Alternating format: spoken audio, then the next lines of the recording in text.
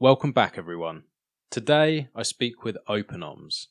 For anyone who already follows him on Twitter, you will know that he cares deeply about privacy and freedom. I thought it'd be great to get him on. I'm trying my very best to improve my privacy, but to be honest with you, I don't find it that easy. There's some amazing resources out there, and Openoms is one of them.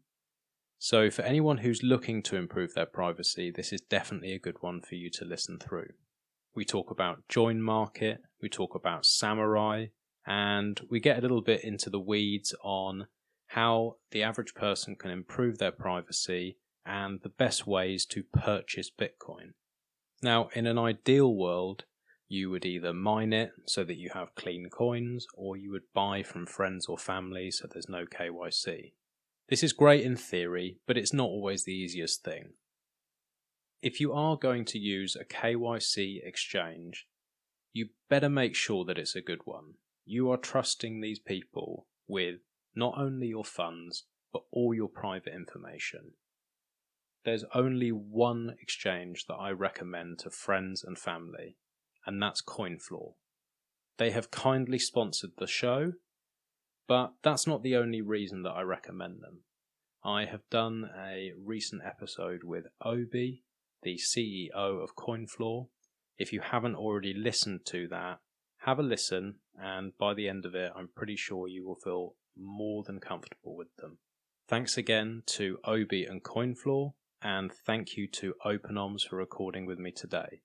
As always, anyone who has any questions, just reach out and ask me. I hope you enjoy the show.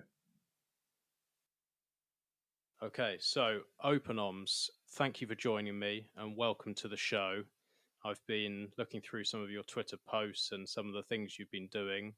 It looks very, very interesting. Most of it goes well above my head, but I hope today you can talk a little bit about Join Market and some of the other privacy tools that you are working with and how it can help Bitcoiners get some privacy back.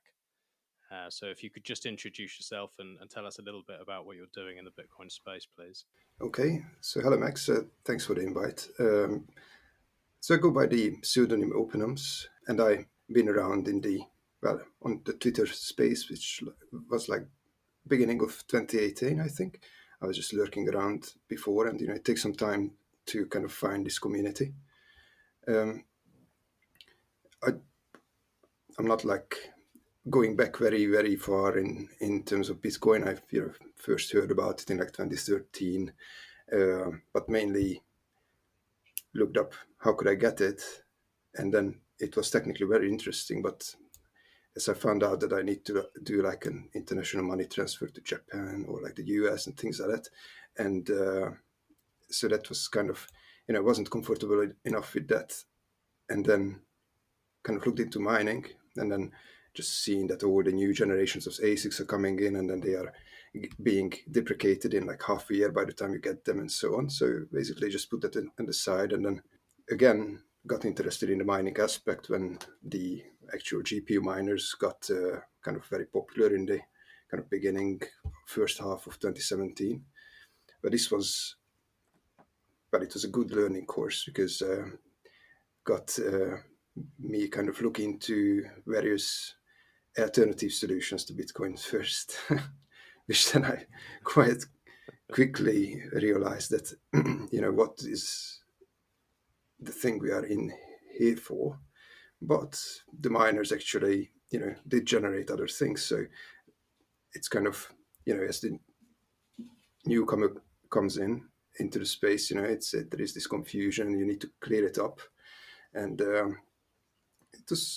I cannot say it was a waste of time, but, kind of look through the top 10 by market cap, and then kind of realize that, what is each and every one that's missing, apart from Bitcoin, which is, the only thing which has a chance to stand as a money, and change the world in terms of taking over the central banking system and be a world reserve currency. And then, there goes the rabbit hole, as everyone says, because it's just has so many aspects that you cannot be. There's like everywhere you see everywhere you start to look is just infinite in terms of sources and discussions and kind of approaches. So this is how I came into it, and then once that's what I kind of tell people to do as well. That once you are in to the Bitcoin ecosystem in terms of owning some, then I think that's probably during this like kind of time and day and price level is probably best to do before you would know much, because otherwise there is no such a point that you know enough. So, and then with the next thing is the self-custody, which is the special thing in Bitcoin that you can do that, because anything else you own, let it be, I mean, you can own cash, but that doesn't hold its value because it's not scarce. So it doesn't really fulfill the money properties. And you can maybe hold property, but that again is just a decree by your government. So, I mean, I'm not into gold at all, and that's not any kind of practical.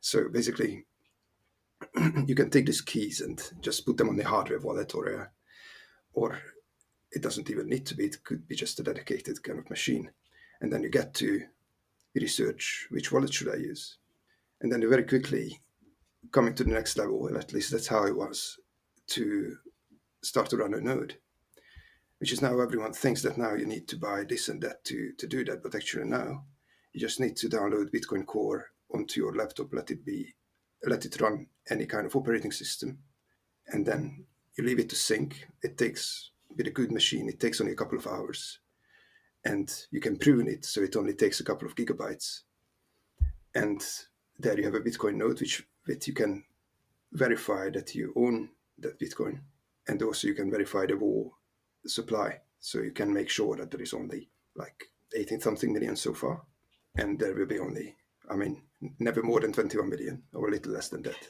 So I mean, that is interesting. And then, so I was running Windows at the time, and then looked into this wonderful tutorial of Staticus, which is about the Raspberry board, which is running a Bitcoin node and a Lightning node on Raspberry Pi. The Lightning at this stage just went basically mainnet, so quite reckless. So I built this thing on Raspberry Pi 3, and I managed to lose some satoshis as well because there is no proper backup and stuff like that, which has been changed since. But learned a lot about hardware during that, and then started to contribute into the Raspberry Blitz project, which is another kind of software package helping people to run their node mainly on a Raspberry Pi, but on other things as well. And then I just picked up basically all the working components, worked on implementing things like an Electrum server, and then a lot of tools connected to Lightning, and then recently been working the most in join market, which has been very interesting. Did you have a background working with hardware, or was that your first time really building stuff? No, I mean, I was like a tinkerer from young age. Since I got a computer, I kind of enjoyed building like a gaming rig, which was a long time ago, right? But then always like installed my own operating systems and repaired my hardware, changed hard drives to SSDs, things like that. But then I didn't code any, so that's but I was very interested in it. So I was like looking at, when about to go to university, I was almost kind of engaged towards computer science, but wasn't. But always had this interest. But then when I got interested in Bitcoin, and I'm also seen that I can control the whole thing from the actually user interface to down to the running code on the metal. I was just it was so interesting. It felt so powerful that I needed to learn it. So I went to kind of looked into resources and ended up in a video boot camp of Justin Moon, which was which was I mean, it was fantastic. It was a very lively kind of community. Had managed to have get a lot of friends there as well. I mean, we had the opportunity to meet physically, like at conferences, and that introduced me to programming as a whole, and mainly based on like Python.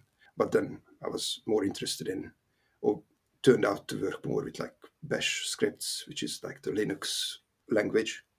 But then also, it's a learning process, so I'm not very quick with it, but I like to get to know, as many things as possible. Mostly interested in like, the actual Linux environment, and then Python, things like Rust and things. So it is just, it's kind of a hobby of mine. I have like a humble fiat job which I do, in full time, but then when I have time, I contribute to this project. It's and the tutorials you see and all the kind of contributions. It's my way of learning.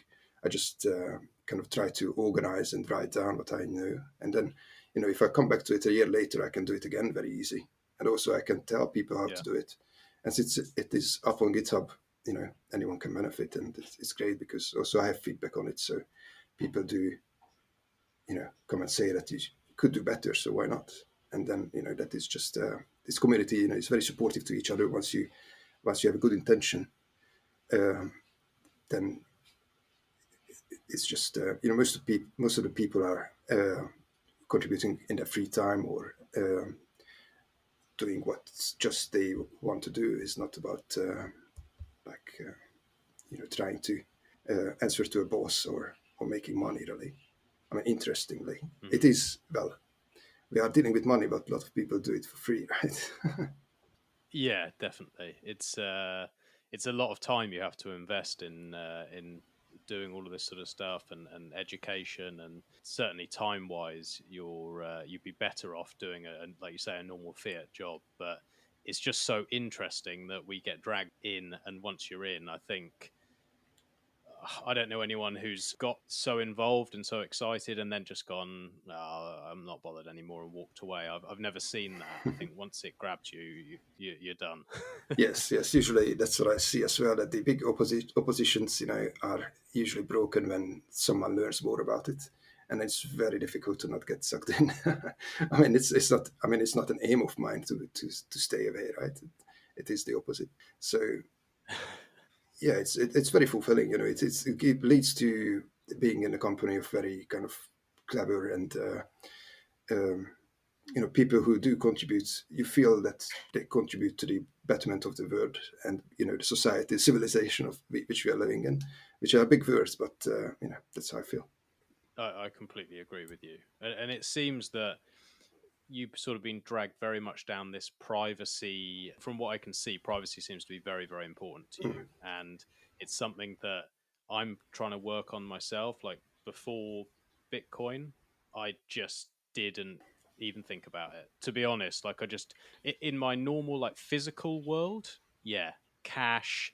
I didn't sort of deal with too many people. I would keep myself to myself. I was private in that respect. But when it came to using the internet or technology, I had no idea. So, is that something that you always cared about, or is it something that once you've got into Bitcoin, you've realized how important it is? Well, I come from a background which is where my kind of family or like kind of grandparents have seen much more difficult times where they were actually the state seizing their assets. People were taken just because of hearsay, and got arrested, and things like that, which are not which weren't reality in like most of the Western countries in the past, kind of after the World War. Really, there wasn't such a thing. So people who are like our age wasn't experiencing this unless they were like living in Eastern Europe, where I'm from, or or other areas where things were not stable. So I have kind of an affinity towards these things, that should be very cautious with authority and how power is building up in a centralized fashion. Uh, so that's something which I was very glad to find something which kind of keeps this in check, which is Bitcoin itself, and like this detaching, separating the money from the state, which gives it its power, which then it abuses, unavoidably. But it's kind of a global, uh, holistic view of the thing. But from the terms of Bitcoin privacy, you just realize, if you learn enough, that it is very different from the fiat money. So if you use fiat cash, that is mostly fungible. Basically, we can say it's perfectly fungible apart from it has some numbers written on it. Coins don't even have that, right? You get a bag of money, and well, if you comply with the you know capital control rules of your country, then you can do whatever you want. No one will ask where that money is from, since you have it and it's a valid bill or coin, right? Mm. So the difference is that on the Bitcoin chain, the database, there is history tied to all of the coins going back to their kind of origin, which is the Coinbase transaction where they have been mined. And then absolutely not clearly, but you can see that who's been, well, not who, but where have them been and what other like addresses they are associated with. So this is very different, but this is because it can be all audited and verified. So that is in almost in exchange for the digital scarcity we have with Bitcoin. So we can always know that how much there is, but that leaves us in a position where many more things can be seen, which cannot be seen in fiat money. So in fiat money, you do, even with your bank account, you can selectively, so it's private in the terms of that you can selectively choose what informations you are sharing with. I mean, it's not always you who is choosing this, obviously, because you have a third party included, but there is at least not everything out in the open, like encryption, cryptography, right? Is default in the banking system. HTTPS, all the like databases and things like that are encrypted. But in Bitcoin, this is all out in a public ledger, which is distributed for the security of the system. So no one can, if everything knows everything, everyone knows everything, no one can cheat, right? And that's the trade-off then, is that we can't have perfect privacy out the box if we're going to have this guaranteed that we can verify the supply, and we have to make that trade-off. Yes, well, I mean, the verifying the supply question comes in if we want to hide the amounts on the on this in this database or insider transactions. So we can do that really, or we don't really know yet how to do it without sacrificing the verifiability of the supply. But then, so there is a thing which is, I mean, even in the white paper, Satoshi is writing about it, that it is private because the addresses are anonymous. So there is no identity tied to the addresses unless it is associated outside of this database. Like this is metadata. This is off chain, and this is where the KYC comes in, right? The KYC AML regulations, where you need to show your passport, show your identity, your proof of funds, your place of residence, everything basically which makes you vulnerable in the physical world needs to be exposed if you want to comply to these regulations. And this comes from the fiat world, where money is completely fungible and where one bill is the same as the other. So once you get it out of the ATM or from the bank, then you can do whatever you want with it. But because Bitcoin is different, you don't need this at all to stop kind of fraud. For example, you want to check who is paying with a credit card because the transaction is reversible, right?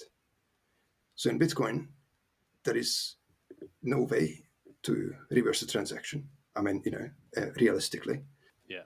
it doesn't matter who pays for it, right? And then, I mean, people like kind of bad people, malicious people do use cash as well, and then they have their ways of laundering money, and maybe they are not even using cash, but they are doing barter or anything else. So you cannot really stop it with KYC either. But what these thing achieves, that you expose everyone to this insecurity of having their identity tied to their money.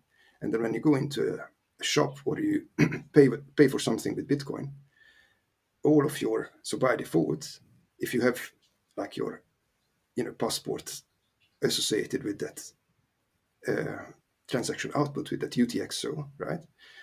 So with that piece of Bitcoin, then everyone will be able to see That's what you are doing. When was it coming from? Where was it coming from? And what you are doing with it. And then also Mm. in the future, if you buy this Bitcoin with your password, the identity who you show the password to can see, or the entity can see what you're doing with it later on. And then these are not secure databases, and they are not only can be subpoenaed by any kind of government which want to maybe tax you or confiscate it, but also these will be leaking out, and it will be in the hands of, kind of black hat hackers and people who want to kind of steal it, extort, and things like that. Also, so this is like from personal point of view. From point of view of a business, you cannot just run a business by having all your like expenses and income out in the open, because that's like business secret. You cannot be Mm-hmm. efficiently, you cannot negotiate efficiently, even as a person or as a company, if you have everything as an open book. And this is natural, right? And it's dangerous, like you were saying, when you have your passport tied to it. If you have someone who's wealthy and they're not thinking and they buy a huge amount on an exchange and they have their identity linked to it, and it does get leaked, like you're saying, to a government or someone who you wouldn't want to have that information, well, they've got your address. Like, they can come knocking. So all this talk about it's KYC is there to protect is a nonsense, because it's actually putting people in real danger. So I think that's why it's so important to try and work out how normal people can get to a stage where they get some type of privacy. And I know the best thing that someone can do is buy in cash, buy in person, or mine it, so that you don't have this problem in the first place. But um, a lot of people already have their coins. They've already tied their identity to them. So what would be your suggestion, for people to try and get some of that privacy back? Well, so, well, as you say, I mean, you can always stop buying with KYC, right? So, you Yeah. bought some, you could even, sell it back to where you got it from, and then, buy in a way which is not invading your privacy, which is, I mean, in person, obviously it has its limitations in terms of like physical security and, just coordinating the thing, because there are not all of the world where Bitcoiners are living and, ready to kind of sell you some, Mm. especially not with a big premium. So you Yeah. can go peer to peer, which means that you leave out this middleman, which is, I mean, in the traditional financial system there is this middleman every time you trade. There is a bank in Mm. between. There is Visa, there is Mastercard, there is something which you need to go through if you are not like going through cash. But then again, uh, cash needs to come from somewhere. So you can trade peer to peer in Bitcoin, which is the whole point of it, and you can do it online as well in peer to peer exchanges.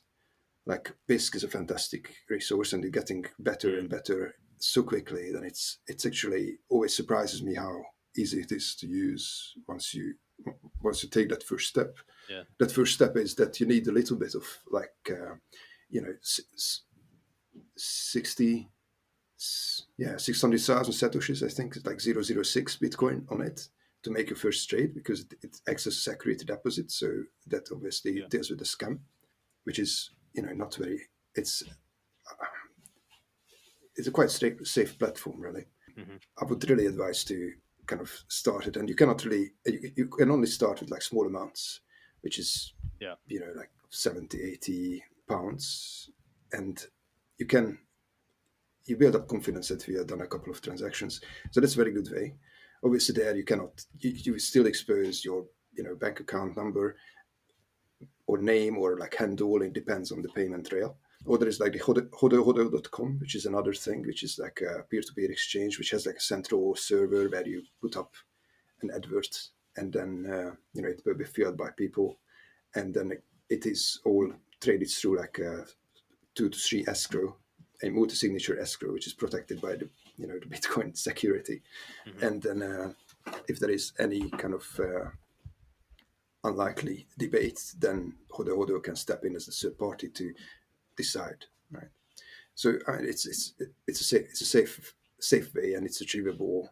It's available for us. It's not available in the US because of regulations, but absolutely working well here in the UK and like anywhere in Europe. So I've used BIS a fair amount and really, really like it. And I find that the premium is usually between lowest I've seen is normally 2%, and sometimes it runs up to like 10, 12%. And some people really take the piss and want 30 and that kind of thing. So is Hodl Hodl similar? So, I mean, if you don't, obviously, shouldn't rush these things. So, you're not, you lose the opportunity to kind of market buy these kind of things, which is usually actually useful because, you don't make mistakes that often either. So it's great if you have this kind of DCA, dollar cost averaging approach. And what you can do is to put up an offer and just put up a 0% slippage offer, right? And then it will be filled. If not within an hour, it will be filled within a day. And you probably will be able to get away without, paying any kind of premium apart from like the trading fee, which is quite low, and the actual on-chain fees, which can be higher depending on what the activity is. So yes, you can look at what's on offer, but it's best to just put your own offer up that you want to buy, if you want, and then go that way, and then you don't need to. You will see if you are losing your patience, then you can put some premium on it, but it's. Yeah. I don't think it's necessary. People do appreciate the other side of the trade as well. So if they want to, they take it quick. Okay, great. So yeah, that's the alternative to buying online rather than using these exchanges. Especially, yeah. So there is no in this case there is no central database where your trades or where the trade is recorded, but it's only the Bitcoin side, right? The actual fiat side is not recorded anywhere, and it's not connected to the Bitcoin trade, and even your identity is not really appearing here, apart from maybe your account number or name. But for example, in the case of UK faster payments, most banks don't even check for a name there, so you can just use the number, which is, it's much better than giving everything. Right. Yeah. It's trade-offs, isn't it? It's much better. And then obviously, yes, mining is a way, which I'm not. I mean, Bitcoin mining is quite competitive if you have kind of resources and a good deal on energy price. Then certainly should look into it. It might be just maybe a bigger investment to start. It is difficult to start with like just £100, right? You can need like a couple of thousand maybe. But then you can actually earn it or sell things, let it be services, let it be, if you have traded on eBay, then you can trade on, well, for example, there's like Open Bazaar as well, which is, it's a bit of a kind of deranged team which is behind it. But, there is Bitcoin there, which is again which is working with a 2 to 3 escrow as well. So it's quite safe, and then you can, especially if you're selling, it is quite safe. And whatever you would think getting money for, you can just offer to have it for Bitcoin. If you have a pub, or if you're selling something, selling beer, or just going into some kind of conference maybe and handing out stuff, you can always just spin up a BTC Pay server, or even something custodial like an open node account or things like that, where you can just receive Bitcoin too. Yeah, that's my next project actually, is to get BTC Pay server running and start accepting Bitcoin on my website, because donations, right? Not well. I don't think I warrant donations at this point, to be honest. It's more so. I actually work as an artist as my fiat job. Okay. So I've got my art on the website. So it's now, once I get that set up, it will only be available for Bitcoin, and I will not accept pounds anymore. So that is my next project. And it'd be nice because, then it sort of kills two birds with one stone. It hopefully onboards some new people, and it also gets me some KYC free Bitcoin. Yeah, exactly. So, I mean, as it comes, people will, as more and more people recognize it, you will probably be able to get things cheaper for Bitcoin because there will be, because of this premium, which is there in Bitcoin hodl as well, that Mm. actually you would pay more to get it clean. I say this is clean because I feel that the KYC side is dirty, right? Yeah. The, Yeah. the, the taint is the other way around. The taint is what is hurting you and not what makes you safe, right? And anyway, I didn't really like mentioning taint. There's something which is completely subjective. There is no taint Mm. on the Bitcoin blockchain or Lightning protocol. There is no such thing as taint. This is something No, which the surveillance companies are selling, marketing as their product to, absolutely. which they say to then comply to the regulations they made to exist. So it is Yeah. something which comes up often. But Yeah, it doesn't exist. so once you got it, yes, but then you want to maybe use it or you have like a KYC Bitcoin and you want to. This is a bit of an interesting idea. Do you want to do anything with it once it's you bought it from somewhere and it's sitting there? I mean, you cannot undelete, you cannot delete, you cannot unmake the fact that it's been already reported as that you have bought that asset.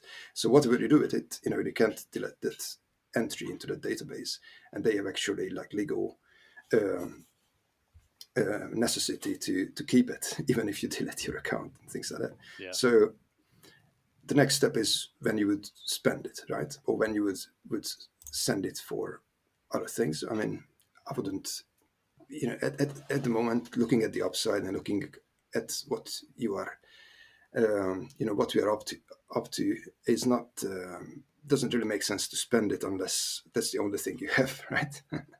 So, but in any case, if you want to transact, then there are a couple of rules which is best to adhere to.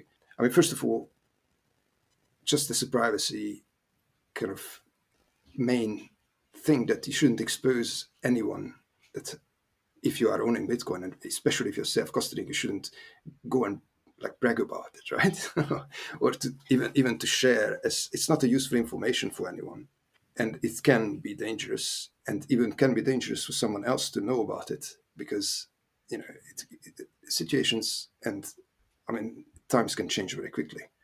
And then a couple of rules of thumbs is that don't post addresses publicly either. So if you have, for example, you take payments or you take donations, then you shouldn't put like an address there that this is mine, and have your name with it, because it's just it will turn up in the Google searches. It will Yeah. certainly get into the databases of any kind of surveillance company or agency, which could cause a problem later. And then do not reuse the addresses again every.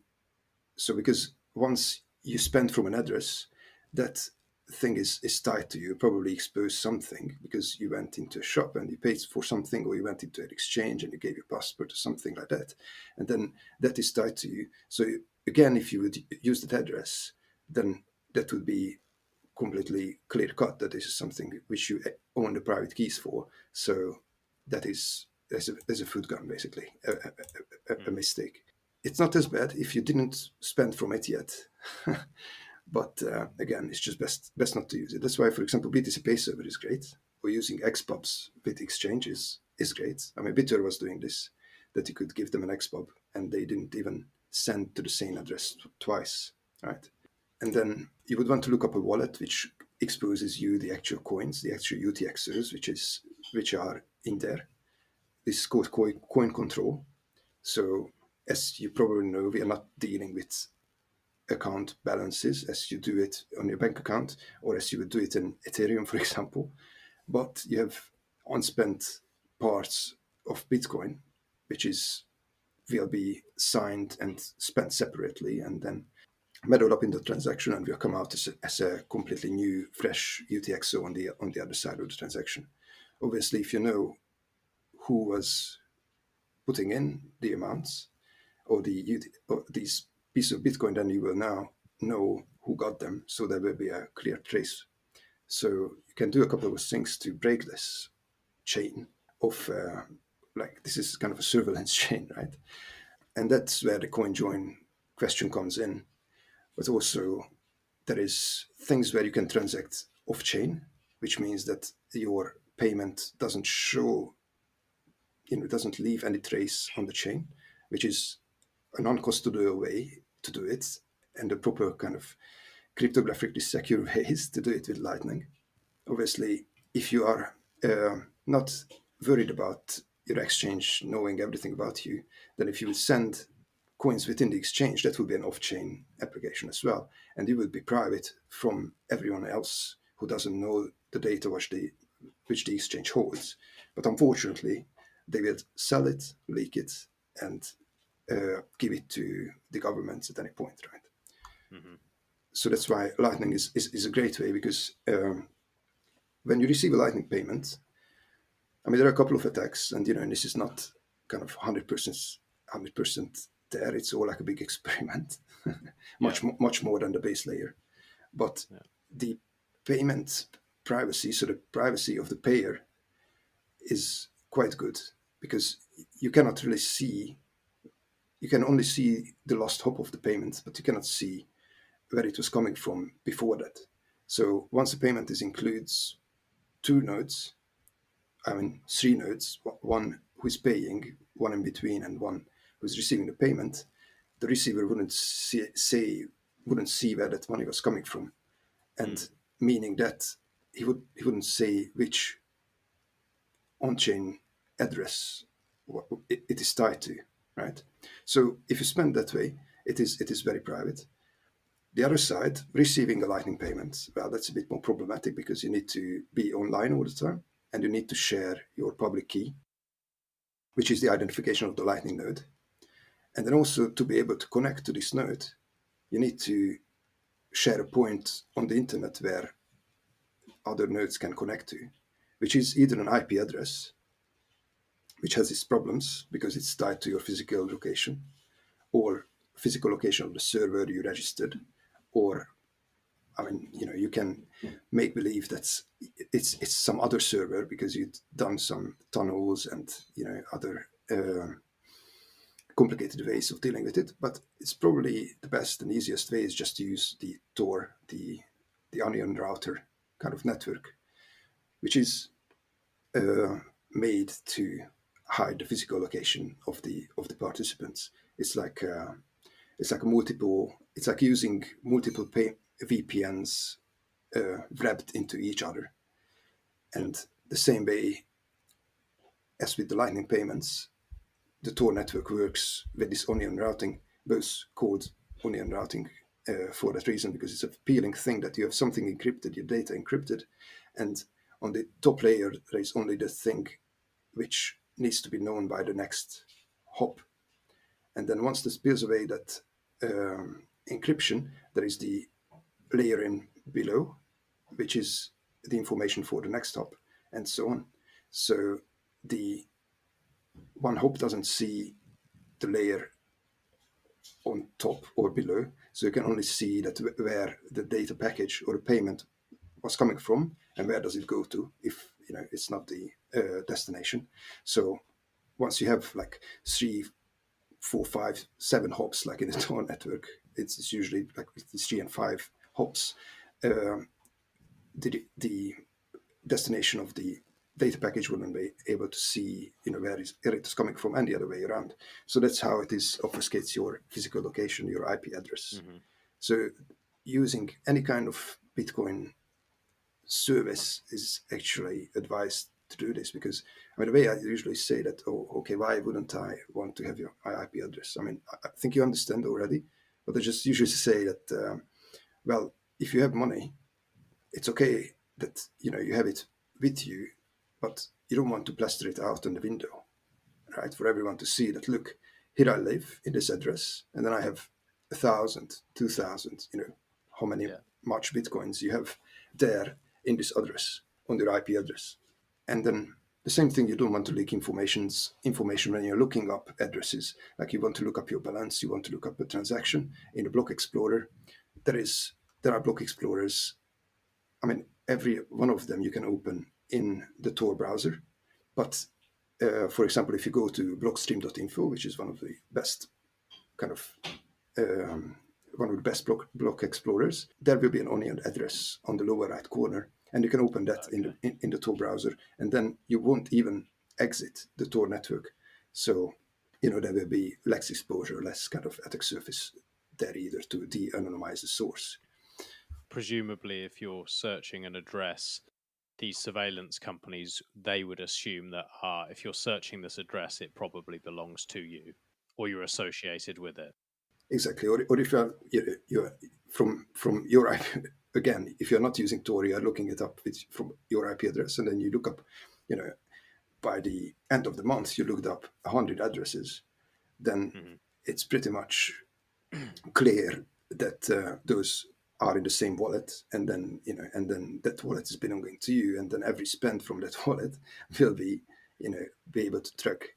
And then if some in a transaction there will be another coin merging with these addresses, then even those and the source of those and the future history of those will be exposed. So yes, it is like sharing your IP address is like KYC, right? you do the same.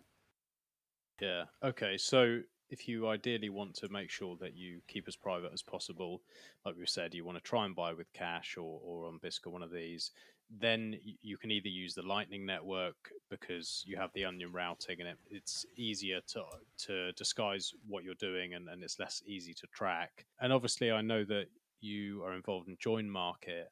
Now, that looks like it's another option for people to use. I know, I mean, I haven't actually used it yet. I was a little bit scared off from it, to be honest, just because a lot of the people who talk about it are very, very technical, and like I'm not. So I've gone down the Whirlpool Samurai route, and I'm trying that out. But I think it sounds pretty amazing what you guys have there. So could you explain how it works and how people can use that?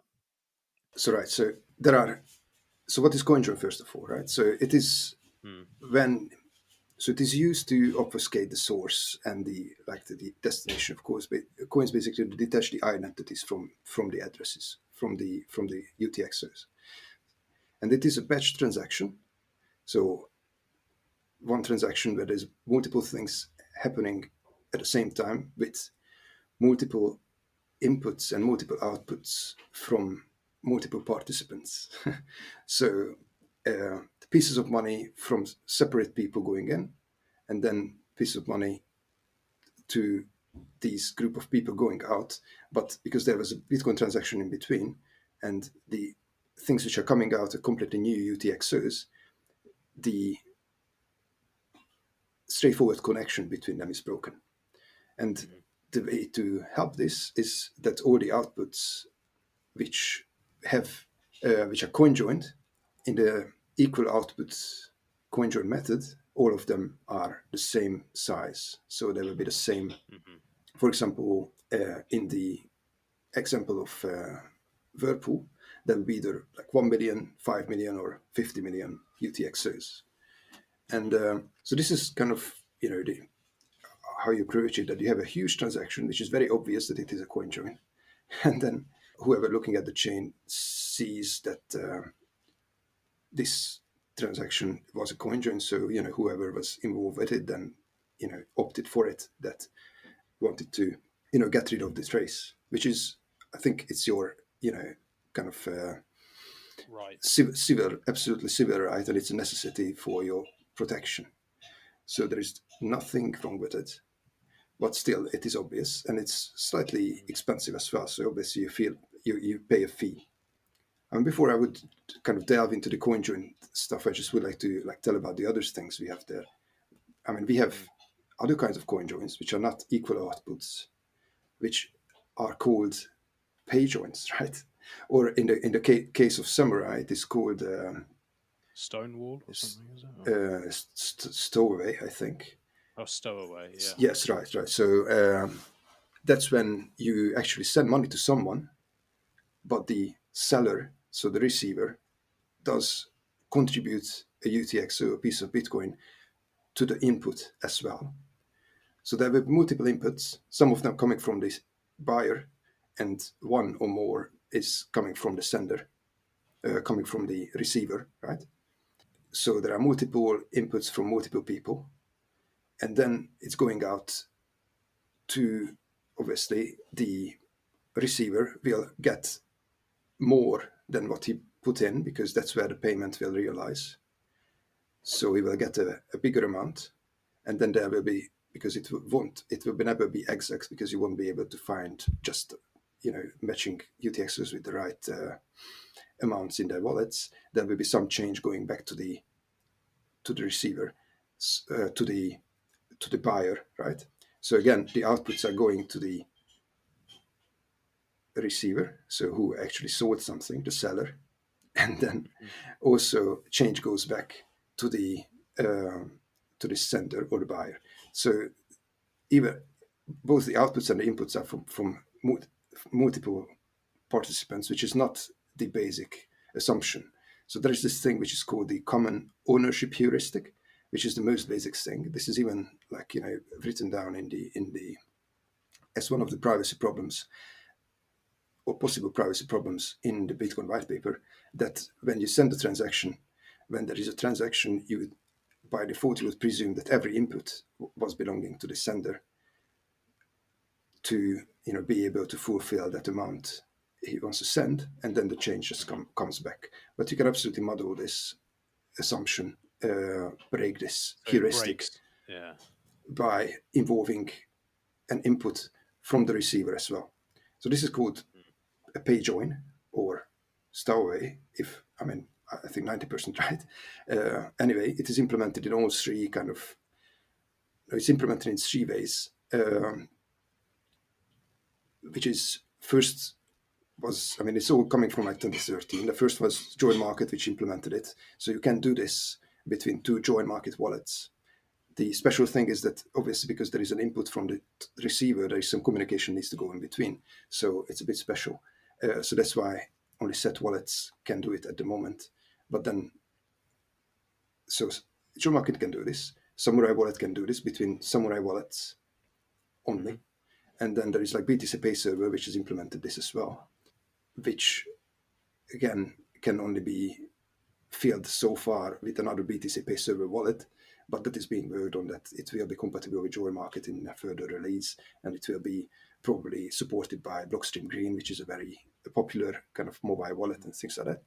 So this basic heuristic will be broken if enough people do this. It's not only good for the people who actually exercise this, but for the others as well, because they just cannot rely on their assumptions anymore, the surveillance companies. Does there come a point where there's enough of these heuristics broken, and there's been enough coin joins, and there comes to a point where they can't assume anymore logically, all of their tools become useless because we reach a certain threshold where enough people have done it, and do we know what that threshold is? Well, no. Absolutely, we don't know. It will be an individual case. Think of a case where someone is in a courtroom, and there will be some experts coming in, analyzing the blockchain, and saying that how much certainty I can put down that this amount went from here to here, right? Even now, because of the pseudonymity and the multiple kind of inputs and outputs merging together all the time, you cannot put a clear certainty on anything, really. But you have obviously advanced algorithms. You have some things which people can do, which makes it much easier, like the address reuse, or when they are posting their addresses publicly, or when, for example, they conjoin the funds and then they mix the change together, which is not mixed. So this toxic change is this. Toxic change, this is how, exactly, it's unmixed change or toxic change, which is, again, a problem if it mixed together with the cleaned coin-joined money, then it all ties back together to the original transaction and the source of the funds. So these things make it easy, but then things like pay join or the other things which we'll be talking about is not, it makes this certainty, lower than 100%. If 5% of the transactions are pay joins, then this heuristic would at best work as 95%, right? But if it wasn't 100% to start with, but it was only 70, then we are closing down to when it becomes 50-50, and then your expert is not useful anymore, right? So it is a very individual case and a very kind of unclear situation, but every kind of transaction helps, which is not like the default, and especially the ones which are not very clear. So there is this thing called steganography, which is the fact that it is hidden. So a pay join, for example, you look at it and it just looks like a normal payment, whereas a coin join, so it is steganographic. Like steganographic is something when you encode a text in a picture, send over the picture to you, and no one else will see that there is a text in there. But if you have a key and you decode it, there will be cryptographically hidden. There will be the text which is just what's within the picture. So things like that. So we can hide this special behavior inside the transaction as well with this. And there is a new, or well, not that new, but there is a thing which is worked on by, especially Chris Belcher, but there's been work on it by like Adam Gibson. These are the joint market developers, right? And talked about again since like 2015 or even before, which is called a coin swap, where you would pay someone, and the actual payment wouldn't come from you, but would come from a completely unrelated person, who then would be reimbursed either with an other transaction, which is a coin swap as well, or would be reimbursed through Lightning, for example, or off-chain in any way, right? You could have, you could give someone an open dime, transfer the private key to them in a physical form, and then have them pay for the thing you wanted to pay for, and that would be a coin swap as well. And also a coin swap is a submarine swap, where when you exchange between different layers or chains even. So like if you've been playing about with Lightning, then the loop service or the thing what the both exchange is doing coming to the new Electrum wallet is a submarine swap, which means that you can pay a base layer on-chain Bitcoin address through Lightning by paying a server, which then pays the UTXO on-chain, right? So again, this breaks that assumption that the payment on the chain was actually coming from the person who sent it in reality, right? So that is a swap, and that has a lot of kind of practicality. So it is an efficient thing. You can batch these transactions as well, and you can make it cheaper. You can incentivize people to do this, and also it is a very good thing to kind of gain kind of receiving incoming liquidity on the Lightning network. For example, if you push out sets from your channel, then you will have space for others to pay you, right? And you can do it this way, and you can pay any kind of traditional base layer address or service with these kind of services. So this is another kind of very good tool, which is again... And that's all done through Electrum. Well, Electrum is just one wallet which is capable of doing it now with the new kind of 4.0, which is just upcoming. It's very experimental. I just played it today, and it was very kind of I had really goosebumps, seeing this working. Right, so it is very, very impressive.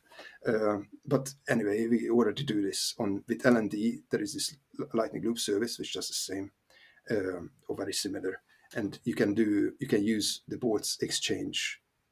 Actually, if you go to their website, where you pay a Lightning invoice, and they pay to an on-chain address which you provide. And then obviously you can set the amounts, and this is a very good way to kind of deal with unmixed change, toxic change, or change you don't want to be tied with yourself, or which has some history which you wouldn't want to share with yourself, together with your thing, because you are paid. Share with yourself. Yeah, well, it's so bad you don't even want to share it with yourself. well, that's difficult to do, right? If you don't have the keys, then it's done. Amazing. So it sounds like there are many options for people, and there's a huge amount of development in the space, and the privacy is definitely getting better. What would you say for just a normal person who is fairly new and just wants to take just one step towards privacy? What would you say is the easiest system to be using right now for a normal person? Right. So we could go into the weeds of what's the difference in the implementations of the coin joins in like Wasabi, Join Market, and Samurai Wallet. But to say really, for like someone who is new to it and wants to have the best kind of guidance and the least opportunity to kind of mess it up, it's probably Samurai Wallet did a beautiful UX user experience, and they do have the right way of separating the funds to different accounts. So within one seed, you can have basically an infinite amounts of derivation paths, which means that you have from the same seed you have different accounts which are completely unrelated. They have a different XPOP, they have different addresses, and will never kind of collide. And what is done in Samurai Wallet is that you have like a premix wallet, a premix account, and then you fund this whirlpool, which is then mixes your coins. Which that, and the technical part is that it does like a TX0, a zero transaction when you pay the fees entering, which is like 0.5% of the denomination of the pool you are entering. So for example, for a 1 million Satoshi pool, even if you put in a raw Bitcoin, which is 100 million Satoshis, you would only pay 250,000 sets, right?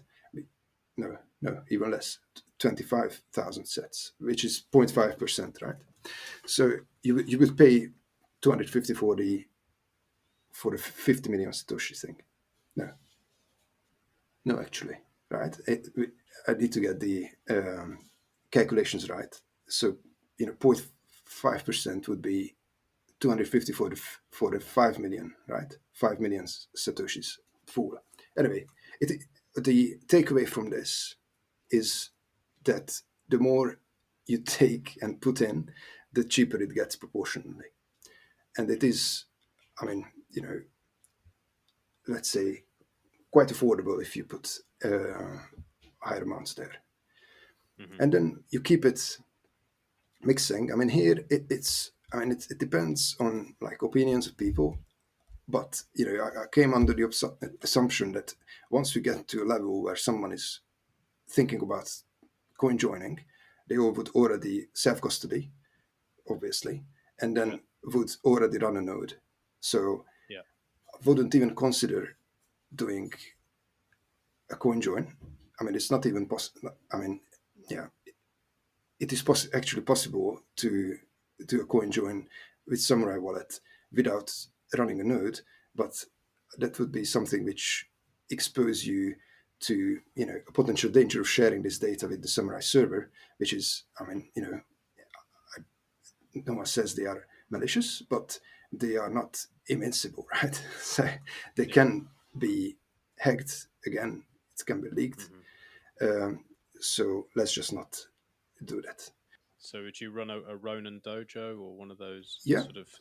I think I quite like. I run one actually because it's just easy. You have the hardware. It takes 250 maybe pounds or less to get like a terabyte SSD and a Raspberry Pi 4, or if that's your choice of hardware. But again, you can just run it on a desktop as well. A bit more technical, but can be done.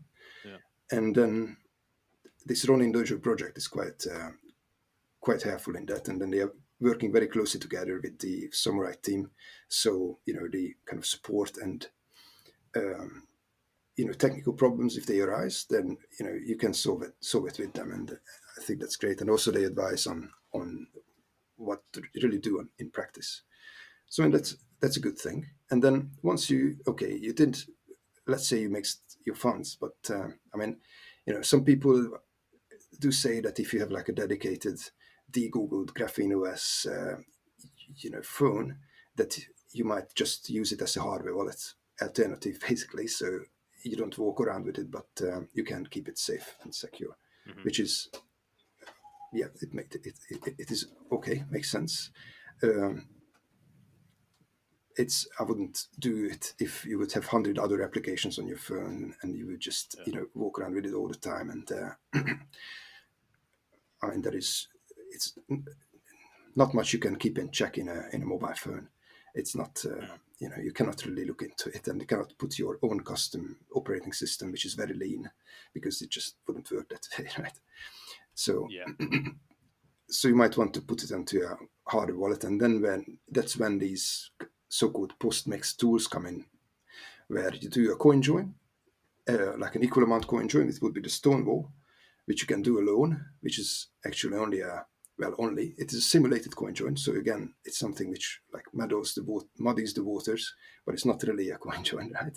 But you do kind of a transaction which has two equal amount inputs, and then, or no, not necessarily. It has at least two inputs, but then has two equal amounts outputs, at least two. And that would look exactly like a coin join. Or you can coordinate with someone else to share your transactions and batch it together, and then it would be a real coin join where it would be coming from multiple parties. Or you can do a pay join as well if you pay for something, or you can coordinate with someone or with another wallet of yours, right?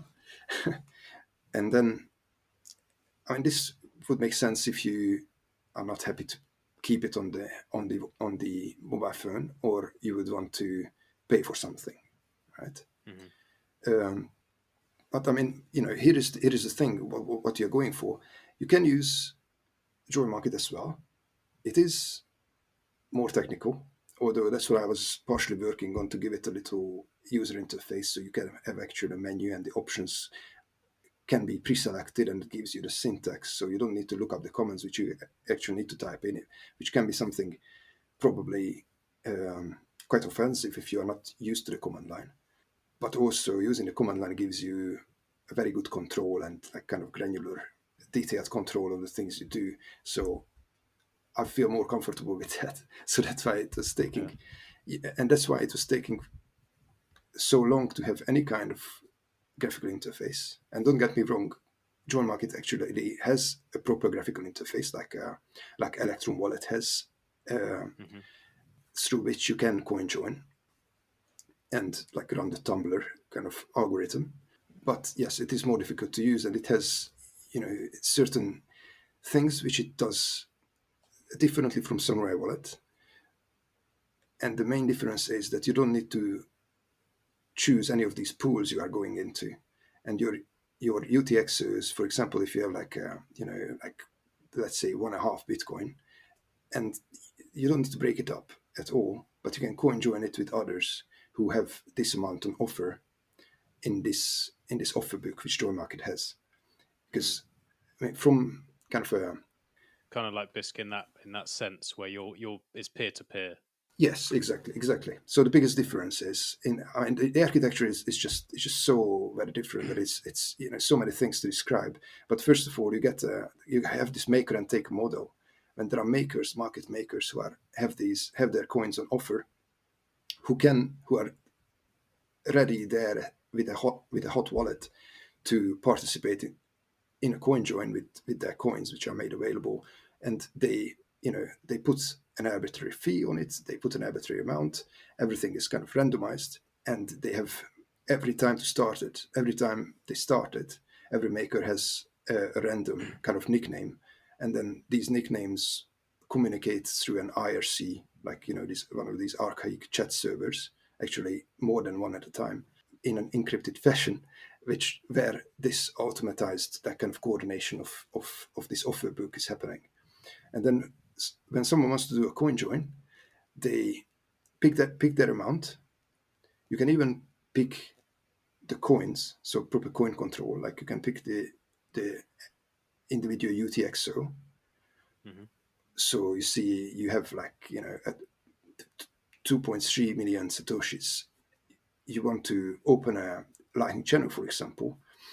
You can go into join market and either open the wallet there or send it to it, and then you can coin join it with like 9 different peers in a transaction, and pay the fee to each one of them, and you pay the on-chain fee as well. This all is typically working out quite cheap because people are happy to take part of these coin joins, so the makers actually don't take high amount of fees. We are talking about 4 zeros before the percentage they take, right? So it is much more cheap than Wasabi, and it's a different fee model from Samurai. So it can be cheaper or it can be more expensive, depends. And the chain fees are in the taker's control as well. So if you want to set 1 set per byte, then you will not, you will only pay like a couple of thousand satoshis for the chain fees. Whereas if you put it obviously to 100, then it will be a significant amount. It depends again how much you're sending or how quick you need it. Yeah, so if it's like in theory, someone wants to go on there and let's just say you're a maker and you said, okay, I'm going to accept a 1 Bitcoin and the fee is very, very low, and someone says, well, this is just cold storage long term, I don't care how long it takes, so I'll put it at 1 sat per byte. What if they put it at 1 sat per byte and it's very low, but you happen to be a chain analysis weasel on the other end? Is there any way of stopping that from happening where they just can sit there for very, very low fees and gather data on people, or is there a way around that? I mean, this is about like the security and the privacy aspect of it, right? It is, so it doesn't matter if it's chain analysis, you want someone malicious, right? so the way coin joins work, that when you take an offer or when you just send a coin join, let it be, in the Samurai wallet or in the Wasabi wallet, you only sign a transaction by the algorithm, which gives you back the same amount which you put in. I mean, minus the fees or plus the fees in terms of in the case of the makers. But this is algorithmically enforced, and it's not a very difficult math, right? So this is not something which can be realistically broken. And once the transaction is signed, you gather the signature from all the other participants. Let's say you are coin joining with 9 others. So the wallet, the taker's wallet, would communicate in this encrypted IRC chat. It's like machines talking to each other. It's quite nice to see. You can kind of see this all on the screen if you like, and they basically sign their bits, making sure that they don't get less back than they sent in, and then they put these signatures together, and the taker constructs the transaction. Or in the case of Samurai Wallet or Wasabi, it's the coordinator server is constructing the transaction. And then this transaction is broadcasted to the network. And then, obviously, depending on the fee, if you have 2 weeks or 2 months of high fees and it never goes down to the level which you took, in this example, 1 cent per byte, then it would just sit there, right? And I mean, if it falls out of the mempool, then you can rebroadcast it. The taker can rebroadcast it. Obviously, the sources will be only spent if they are confirmed. So if it falls out of the mempool, you can send it to another transaction, but not until then, because the nodes wouldn't accept a UTXO which is spent in another transaction, so that you cannot send just a new one which is spending the same thing again, right? So it's you never should say something is impossible, but it is not a concern of anyone losing money in this way, right?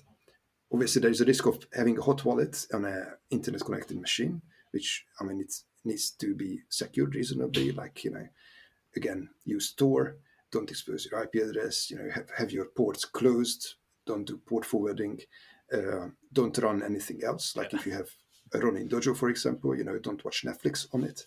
Like, these kind of things. And that's why I also like to, for example, for my personal computer, I rather like to use a Linux rather than, Windows, or, I mean, Mac OS is a bit better, but that's, again, you are not in control what is running on there. So, I mean, that's the risk which is more of a concern. Or, I mean, it depends on the threat model in terms of security, right? Also, you have like a wallet backup. What do you do with that? Obviously, you never ever type it into a computer, but then in a case of a hot wallet, it's already in a computer, so that's why you need to keep it safe. So the maker effectively can earn interest. It's actually like DeFi that works, as far as I can understand it. But there must be there's just that little bit of risk in terms of, like you're saying, they have to have it online, they have to have it on a hot wallet, and presumably it's not massive. It's not they're not going to be earning a massive amount on it. It's more a sort of it's something, and it's helping others and mixing their own. I guess. Yes, so it's not the case that you are not gaining privacy from it. Obviously, the taker is knowing all the inputs of the maker, so you don't get. So the taker who constructs and pays the fees does have the most privacy out of this thing, but the maker does some as well. And then there is also some added complexity in join market, that it's not as straightforward, because it has this account concept, which Samurai Wallet has as well. And join market has 5 accounts through which the funds basically tumbling over. And so you have like one account addresses, second account addresses, third, fourth, and fifth. And if you go through a coin join, that coin join UTXO goes to the next level, and the change, which is not mixed, is staying back. And then the next round, the next round either will be taken from that first funded level or from the next one. But again, if it's coin joined, it goes further, and if not, then it stays back where it is. So it only goes further if it is coin joined. So there is a separation of the change address from the coin joined. So the exchange is separated from the coin joined funds, although there is a possibility through several rounds that they come back together in the same mix depth once they went through all the 5, for example. But there is a coin picking algorithm which can be set in different ways. I mean, the defaults are obviously there to kind of do the reasonably best, but there is no guarantee that everyone is doing the same, and there is nothing stopping you to change it yourself either. So this kind of flexibility, which is, obviously it's a trade-off between the UX, that you can do a lot of things, but it's not that easy to kind of be aware of how to do it the best way. And then also it makes it possible to, even like Joe Market is a kind of a non-profit project in terms of it's only getting donations, and it's not generating income in terms of fees.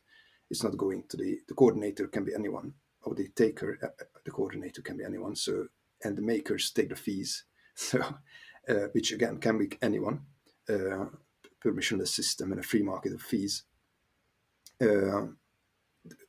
Even then, the kind of development of it is quite, like breathtaking. That new features and all these kind of experiments are going into it. But the thing is, it cannot get rid of the fact that it is an obvious coin join, right? And then also you do.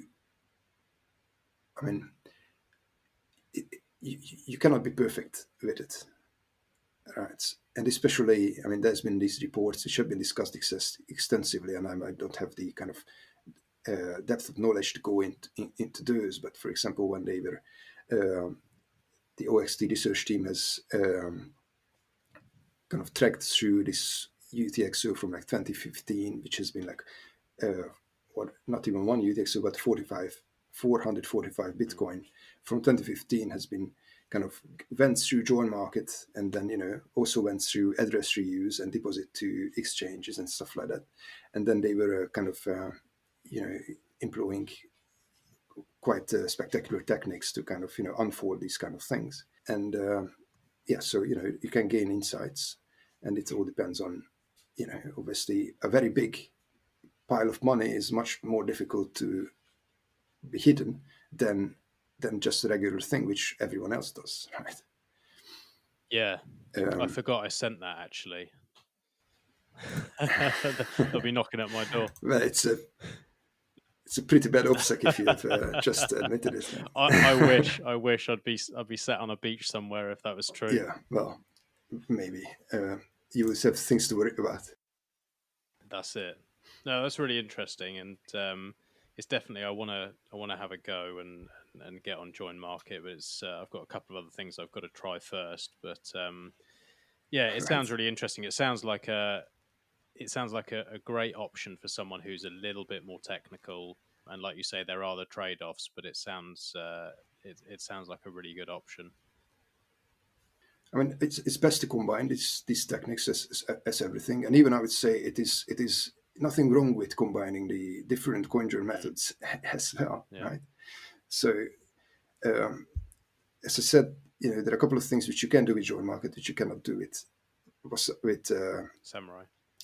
The Samurai wallet, but at the same time, the Whirlpool has this kind of unique, quite elegant way of breaking up the UTXOs, breaking up the funds, and to make a coin join which actually has not only equal outputs, but it has equal inputs as well. So when you go into a pool, you will have these things which are just keep kind of toppling through, and after a couple of rounds, they build up a quite high level of obfuscation, which is very interesting and very elegant, as I say. But you are presented with the problem again. If you want to spend it, then you need to coordinate with someone. Well, you can do that to join market, or you can pay it on Lightning. And I mean, I'm not. I feel it too much of a high risk to go into other chains because they are not safe technically, and they are the user base and the network effect is just so small that you actually lose a lot of ability to hide in the ground as what you have in Bitcoin. So, but that's, I mean, there are opportunities to do that as well. But it's probably just stay on Lightning. I would say that's the way of spending anyway. Yeah, that makes sense. All right. Well, listen, thank you so much for joining me today and going through all of this. It's been really useful for me actually to learn a little bit more because, as I say, I'm not particularly technical, and it's all stuff that I think is very important. Is there anything else that we haven't covered that you're working on or wanted to talk about? Right. I mean, I think I've been through a lot really, and I mean, there is infinite amount of things to learn about. There's as much as to speak about as well. So, I would just say if you follow me on Twitter, I usually happy to share stuff I've done or I feel that I would want to have feedback on, or there is the link to my GitHub which people can scroll through. There is a lot of things about there is a repo called Lightning Node Management, which is like the first steps of getting into the Lightning Network and get some sophistication on there. Obviously, most of the things which is scripted, so which is actual code, is being merged into the Raspberry Blitz project. So, if you want to try the join market or this join market menu, which is the join inbox, you can build it yourself. But if you're running a Raspberry Blitz, then you will be able to. Oops, did I just fall off? Oh, I lost you there for a second. Can you hear me? Yes, I'm back. For some reason, the network has dropped. It's on my side, I think. No, it's only dropped out for a second. I think you cut out at if you want to try join market. I think that's as far as it got. Oh yeah, so you can build it yourself, and you can try this join inbox repository already. But if you are running a Raspberry or willing to try, then it will be in there as well. So it will be just a click of a button. You don't need to run code. That's the I mean, you run code, but you don't need to type code. Yeah. Rather, the difference is. So there is this other thing called Bitcoin tutorials. That's again something which is otherwise just scripted and run as a click of a button at some point. But if you want to see how it is working, or you want to do it yourself or a bit different, then there's there to learn from or fork and turn it to anything else. So Okay. yeah, And you're at Openoms on Twitter. At Openoms. yes. Okay, fantastic. And then most of the at or slash github.com/openoms. And I mean, I'm actually on Keybase, which is probably the best source, because there I'm pointing to most of my kind of pseudonymous accounts, including the bitcoinhackers.org, Mastodon, and I think that's pretty much it. So I mean, Telegram is usually So yeah. All right, perfect. Well, thanks again. It's been really nice chatting to you, and hopefully I'll see you at the meetups when things calm down a little bit and we can all be out in meet space again. Yeah, absolutely. I look forward to that to happen again. All right. Cheers. Thanks so much, and have a good evening.